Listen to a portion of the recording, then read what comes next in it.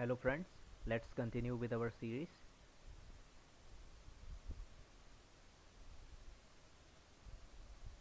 For the lecture number 25, we will be learning about error handling in Python,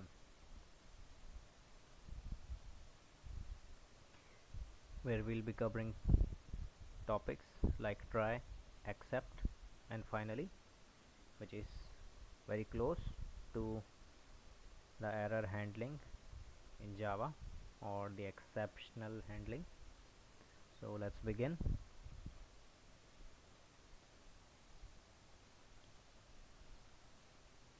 Programs often encounter unexpected situations during execution, such as invalid input, missing files, or division by zero. These situations cause exceptions, which are runtime errors. If exceptions are not handled, they can stop the program immediately. Alright. So at first we have the try block. In this, it is used to wrap code that might raise an exception. The program enters the try block and runs the code line by line. If no errors are occurred, it exits the block normally. Alright friends, so in this try block, it is basically used to wrap the code or like access the code that might raise an exception that is related to invalid input, missing files, or maybe even division by zero. In this code, the try block basically allows the program to enter the block and then run this code line by line. And while each line is being ran, it checks for any errors, and if there are errors, it tries to deal with them. However, if there are no errors, it exits the try block normally. Alright, just like a normal execution of a line by line. If there are no errors, the program or the function is simply executed. And once that is done, we move to the accept block. This block is used to catch and handle exceptions that occur in the try block, right? So whenever you have an error in this try block, the accept block will be used to catch and handle exceptions that occur in this block.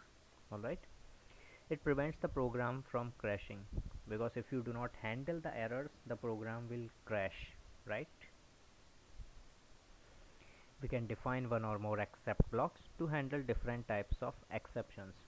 So depending upon your necessary requirements, you can just define one or more than one accept blocks, and what they will be doing is, alright, let's just focus on this point. If the exception matches, the code inside the corresponding accept block runs. Alright, so what does it mean?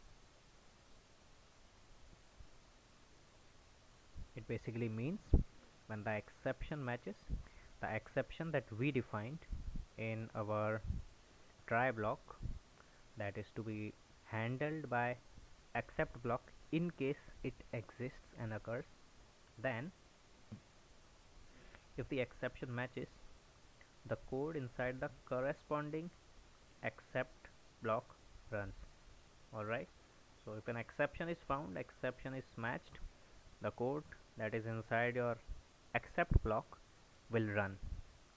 Alright, but only when the exception occurs and matches. Alright, then we have the finally block. It is an optional block that runs no matter what. Alright, if you implement it, it will run no matter what. If the exception arises, it will run. If the exception does not arise, it will still run. Alright, what does it do? It executes whether or not an exception was raised. Alright, that's it.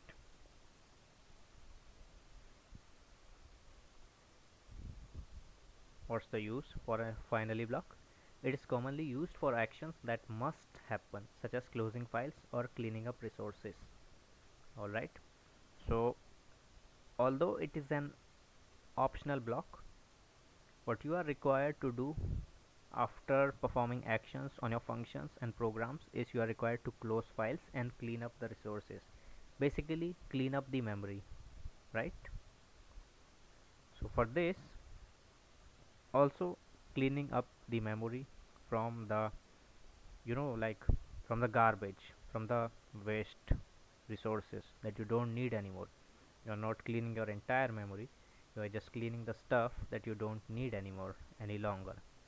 So it is used for actions that must happen, such as closing files or cleaning up resources. And with this you can basically just close up your file. You can make sure you are closing your file when you use the finally block, because it will always execute, never ever it will go like unnoticed or unexecuted. Finally, we have the execution flow. If no error occurs, the try block runs completely. Then finally, if present, if an error occurs, try block stops at the error, the matching except block runs, and then finally runs. Alright, the finally block. That's how the execution works. Pretty straightforward. Now some of the practices that you can keep in mind. Keep try blocks short and focused on specific operations. So you have to know what exception you are dealing with or you are going to deal with, and you have to create your try blocks accordingly. Short and focused on specific operations. You have to catch specific exceptions rather than using a general catch all, right?